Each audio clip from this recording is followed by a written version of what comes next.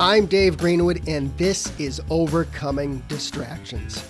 If you are an adult with ADHD, a busy professional, an entrepreneur, a high achiever, or just need some strategies to navigate your adult ADHD, you're in the right place. Who am I? I'm an entrepreneur with ADHD and the author of 2 books, Overcoming Distractions and Overcoming Burnout. I coach and mentor people just like you, and together we navigate the ups and downs of adult ADHD. From getting out of our own way to helping people just like you thrive in the workplace. That's what I do. Want more info on working with me? Hit overcomingdistractions.com. Ready? Let's get to today's podcast. All right, gang, we're back. It's Overcoming Distractions. And once again, I thank you for hitting that download button. One of the things that I believe makes a career a much better journey and a much better experience is when we have purpose. We feel like we belong. And I know so many people I work with one-on-one don't feel that way. And when that happens, many people just get burned out because, quite frankly, they're nothing more than an employee, and they're not valued. So today, we are going to talk about belonging in the workplace and why it is so mission critical for all of us, and especially those of us with a little bit of a different brain. So Aga Bajer is a culture strategist. She works with organizations to help build cultures that can evolve for the better. She works with leaders. She works with teams across the globe to help implement much better cultures, healthy cultures. She's the founder of Cultured Brain. That's a community dedicated to creating cultures that, as she says, are synonymous with fun, meaning, and belonging. Did I get all that right? You did, yes. Awesome. Thank you. I did a little homework. So I can see that. It's impressive. yeah. So welcome. Can you tell, I think culture is, we were talking before we hit the record button about some words that are thrown around a little too Yeah. easily in the, I'll say, corporate world. But can you tell me a little more about Cultured Brain and why the work you do is so important there? Sure. So my business is called Culture Brain, and we have 2 arms or 2 business units, if you will. One is Culture Brain Consulting, and what we do is we support organizations to figure out, what would be the best way to accomplish results by harnessing the power of their culture, and at the same time, obviously, create an environment where people can thrive as well, because it's not just about business, it's about the people in the business as well. And we are very committed to humanizing business. I think it's really important, especially now. And we talked again before you hit record about the pandemic of burnout. And one of the reasons why people burn out is because we've forgotten that businesses need to be for humans and need to be built with humans. So that's one thing that we do. And the second thing that we do is we run a community, as you mentioned, for culture leaders. And these are people who work in the trenches with their sleeves rolled up Yeah. and work on shaping those cultures in-house within their organization. And the ethos behind this community is really peer-to-peer learning and helping people accelerate their progress towards a thriving culture by bringing some experts, yes, sure, but the most important thing really is finding new, better ways of cultivating great cultures together as practitioners, because I think at the end of the day, it's about implementing these ideas, not just coming up with ideas. So that's what we do. And thank you for asking. And I'm guessing you don't just talk about free pizza on Fridays, right? Yes, right. Yes. Not just about Friday pizza parties and not just about ping pong tables. Yep. So, Not that pizza's a bad thing, but it's not culture. So yeah. Yeah. Um, so what are some of those like the bigger factors in people not feeling like they belong in a working environment, a workplace?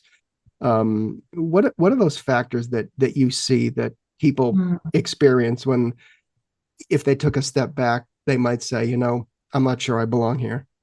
Yeah, I'll answer this question shortly, but I think that to answer it well, it would be useful probably for our listeners to have a little bit of context and maybe share a definition of belonging and maybe two types of belonging Mm, that we are generally faced with in life. So, two types of belonging.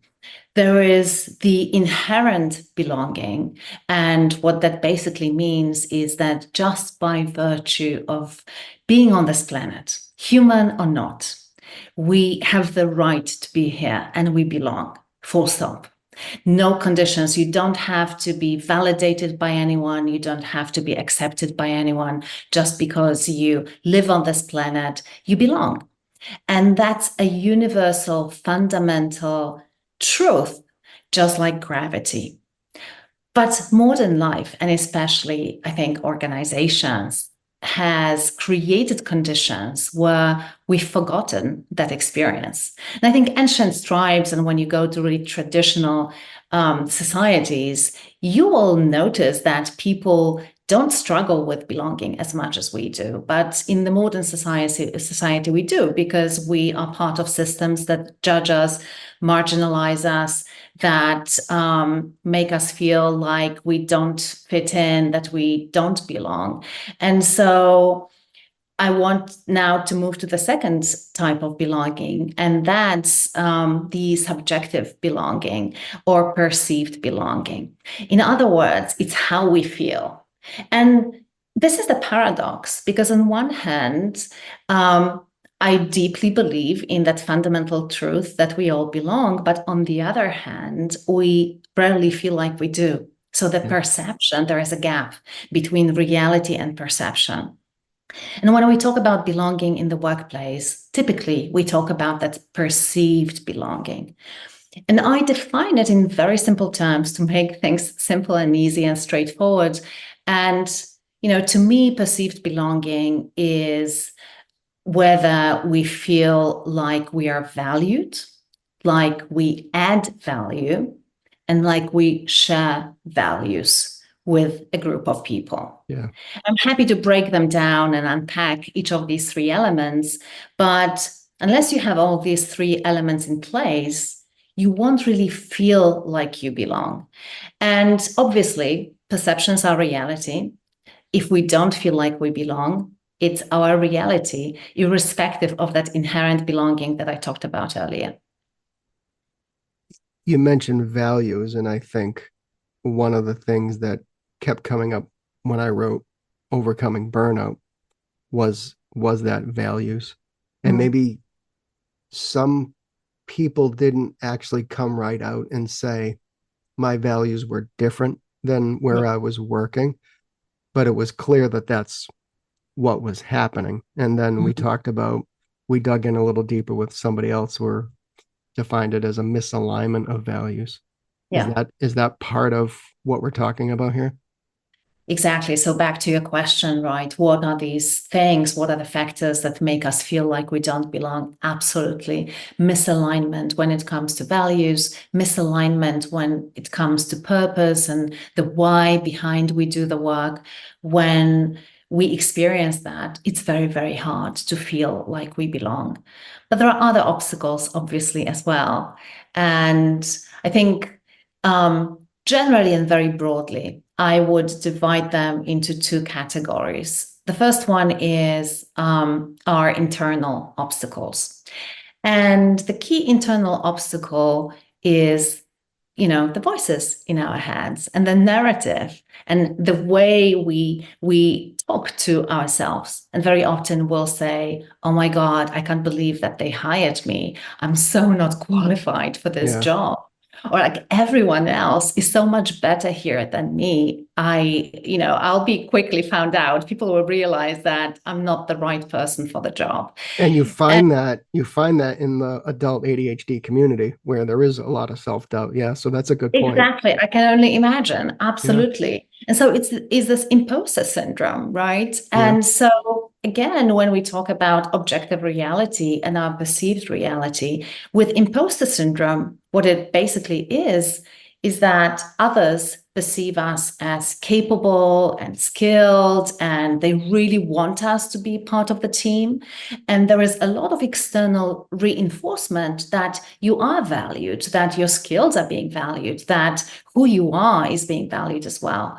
But when we have this internal narrative and that voice in our heads that is telling us, no, you are not good enough, it's really hard to belong. So for me, the first thing that we need to do to really start creating a sense of belonging for ourselves in the workplace is we absolutely need to start with ourselves. There's no shortcut. And that's one of the reasons why my new book, the title is Belonging is a Verb. Because for me, it's a very active process of creating belonging for ourselves. And the first step in that process absolutely needs to be increasing our self-awareness, starting to notice, what is the voice telling me? Is it really true? Am I absolutely sure that it's true? And what evidence do I have that actually it might not be true? I think it's a very important conversation to have with ourselves. So you're telling me it starts with the individual in terms of whether we're going to feel like we belong or not, correct? 100%. Yeah. It starts with us. It starts with noticing that internal dialogue. And it also starts, I wish that more people really reflected on it. It starts with acknowledging that inherent belonging that I talked about initially and Yeah. how interconnected we all are. And, irrespective of whether we accept ourselves and value ourselves and whether others accept us and value us, we do belong. We are connected to everyone else. We have the same right as anyone else to be here on this planet. So these two things, just noticing the internal dialogue and reflecting a little bit on the inherent belonging, is already a huge step towards creating a sense of belonging for ourselves. So what role does the organization play in that? What do you find good organizations do to um, foster that sense of a belonging? Mhm. Because the other thing I want to get into uh, later is what can people be looking out for? If they're Yeah. looking to change a career or something like that. Yeah. But in your experience, what are the things that the organization does that have fostered this? Mm. So I talked about two factors, right? One being internal that can stand in the way. There are external factors as well, Yeah. and they are equally important. And the role of organizations really is create that environment that gives people positive feedback about whether they belong or not. And this is where the piece around being valued comes in. This is where the piece around being able to add value comes in. Certain jobs are designed in a way that make it incredibly difficult for people to add value. There is a lot of bureaucracy, there's very little autonomy, and people feel like they do want to have a positive impact and they do want to add value. And it's really, really hard because there's so much friction. And people don't, and organizations often don't think about, how can we create an environment where people can be more successful and more effective as a means of creating belonging. But actually, it is. I've done a lot of research around this, and there is plenty of evidence, both in the research that I've done myself, but also the research from other people in this space. There is plenty of evidence that we will never be able to have that perceived sense of belonging. In other words, to feel like we belong, if we don't feel like we add value. And obviously, the flip side of that is, am I feeling valued? So for me, a great litmus test for organizations to figure out, are we creating these conditions, is to ask, do people know that we value them, not just for what they do for us, but also for who they are as individuals? And is it safe to be whoever you are and whoever you want to share and reveal, for example, with your colleagues? Because we know that if people need to downplay a part of their identity or even hide it, and it can be their socioeconomic background, it can be religious beliefs, it can be neurodiversity. There are a lot of things in the workplace, in certain workplaces, that people feel like they need to hide. So, as an organization, each organization and each leader has this duty of care to create an environment where there is high psychological safety, where people can bring parts of their identity if they deem it appropriate. I'm not a big fan of, bring your whole self to work and just bringing all parts of yourself into work necessarily. But I know there's plenty of evidence that if you have to pretend to be someone else simply to fit in, you are completely destroying belonging. Yeah, yeah. I bring this um, example up occasionally, um, where I think it's also, we talk about the way people are treated and respected and valued in the workplace. But I used to run a full-fledged public relations firm, and I worked for many years with a collection agency. You know, Mm, most people think that's a tough business. Okay, mhm, it is, but it was it was the business model, is the business model to this day of this collection agency to always help the consumer first. So yes, the mm, businesses hired them to obviously get the money that is owed to them. They couldn't get it yeah. paid. They hired the collection agency. But the collectors, when they do get on the phone, it's always about helping the consumer navigate that tough situation.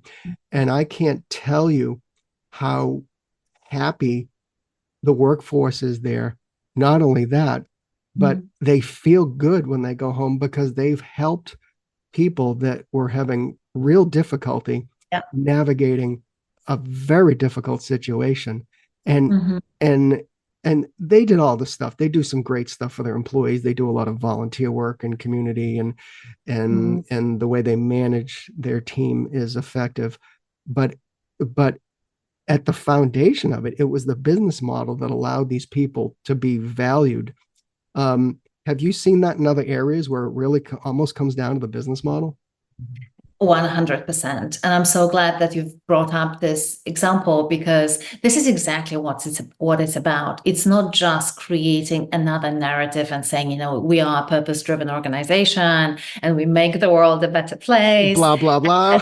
Right, and launching a communication strategy to convince your people that indeed it's true. No, unless your business model is set up this way, unless people's jobs are designed in a way that give them an opportunity to truly have positive impact, it's not going to happen.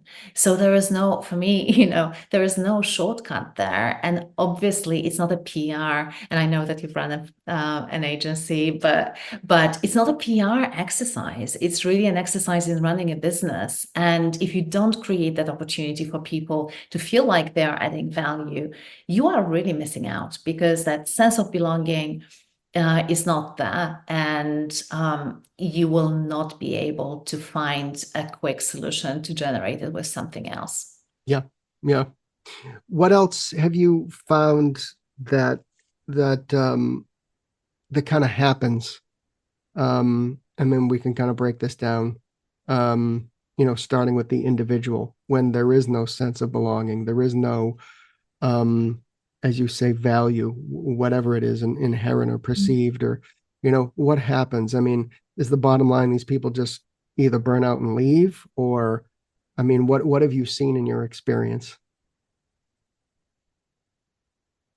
The most extreme examples are, yes, people burn out. The most extreme examples are people die. People physically die. And one of the reasons is a lack of sense of belonging, a lack of a sense of meaning at work, that a lack of fun and fulfillment at work that leads to burnout, that leads to mental health issues, that leads to people taking their lives. I've worked with organizations that had major problems with their employees taking their lives. Um, Big organizations where the numbers are high enough that statistically you really see this happening, and it's really shocking. So this is what can happen. And And this is also, that's not meant to scare people. As you and I were no, talking about, the way I wrote yeah, Overcoming Burnout was I profiled a lot of people that had severe burnout, major yeah, had to make major life changes. I profiled two people that literally quit their job, sold their mm, house, and moved across the country because they couldn't yeah, even to stay save in. themselves.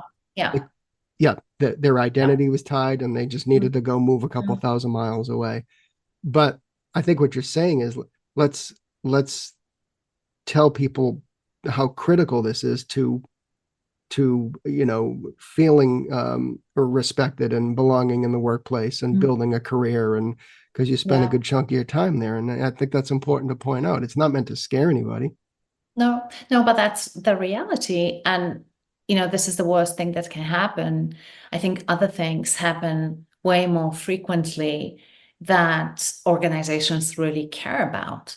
Because when people feel like they don't belong, they stop being committed to the organization. If you are not part of something, you are not as committed as if you were a part of it.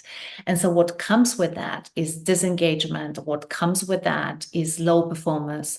What comes with that is sometimes even people sabotaging some of the initiatives within the organization, Yeah. because there's nothing that makes us as angry as feeling excluded or feeling like we're not part of this group. And if your listeners are listening to this and thinking, well, I think it's an exaggeration, come on.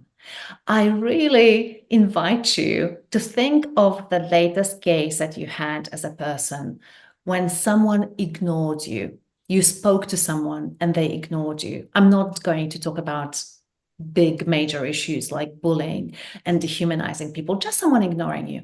And remember that feeling of anger that started arising as you felt, oh, this person is not paying attention to me. I, That's I, the first condition to a sense of belonging. People need to feel seen and heard. If you don't see them, if you don't hear them, people really start feeling rage, and that rage is going to have negative impact on their health, but it's also going to express itself in behaviors that are not constructive and not healthy for the team and for the individual themselves. yeah, and I think what you just said will really resonate with people who grew up with ADHD, where Mm. um, I mean, even to this day, where people don't, and I'm putting up my quotes, get us. People don't get us. They don't get the way we, there's jokes all over the internet about, oh, just get a planner. And, that's one of the jokes of, oh, yeah, Yeah, great. I never thought of that. But it does go back to yeah. when you were younger and the way you grew up and the way you were either supported or not supported, whether it was in the school system or other supports.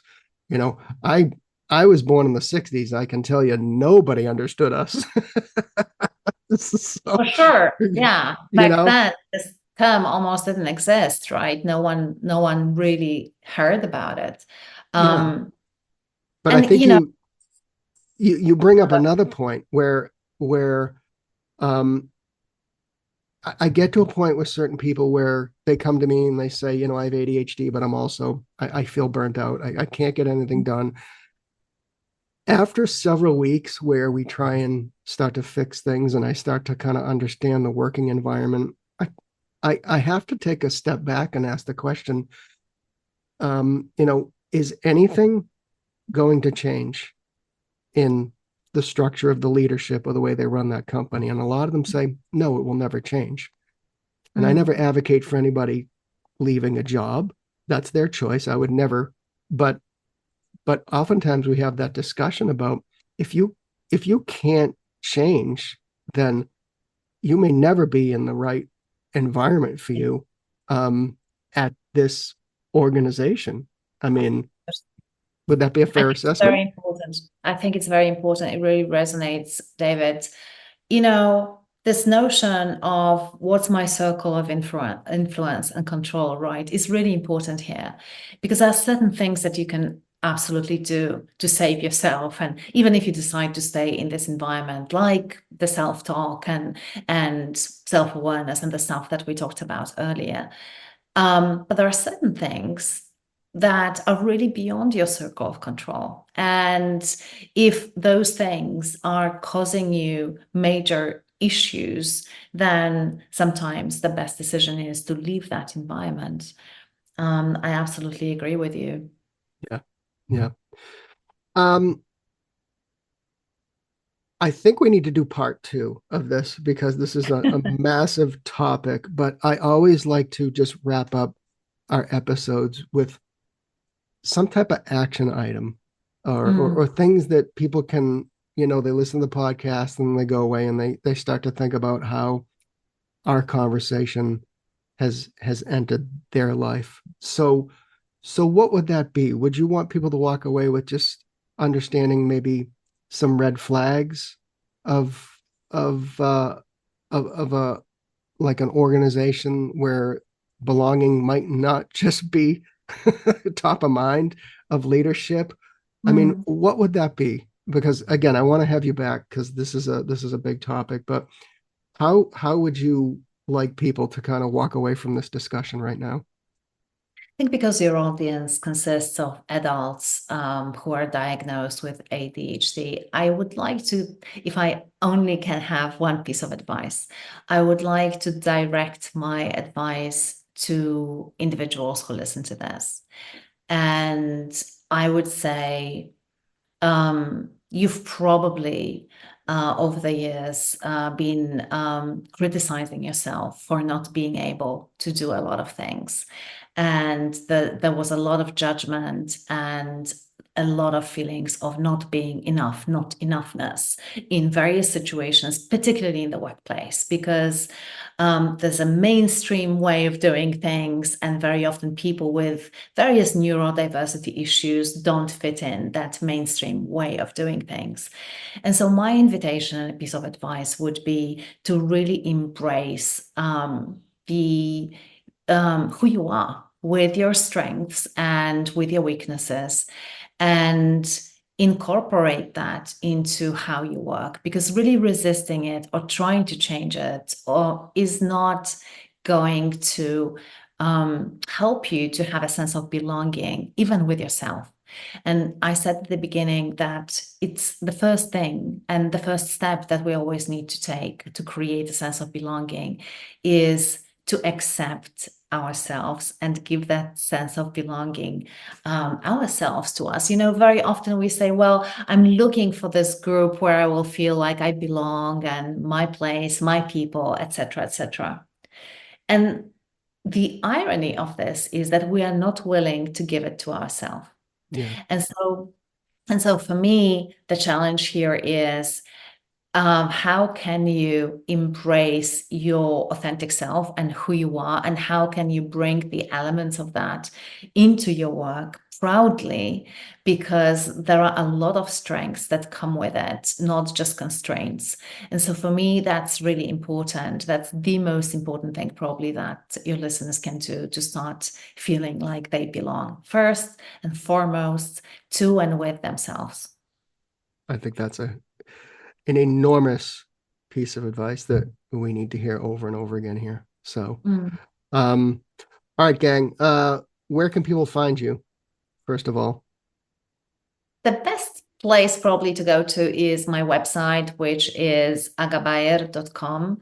And then I usually spend some time and interact with people on LinkedIn. That's my social channel. So if you'd like to reach out and connect, that's probably the best place to go. So either the website or LinkedIn, and my profile is Aga Bajer. All right, cool. We will have those links in the notes here for everybody. So if it's okay with you, I'd love to have you back to continue this because I think we only scratched the surface. So Let's do part um, two. okay, cool. All right. So folks, we're gonna compare schedules, and please be on the lookout for part two of this in the coming weeks because it is a big part of our lives and something that we need to embrace. So thank you so much for coming on. I'm in Boston, you're in Greece. So Yeah, definitely. but we can do this anywhere, right? So awesome. All right, we'll have you back soon. Can't wait for part two.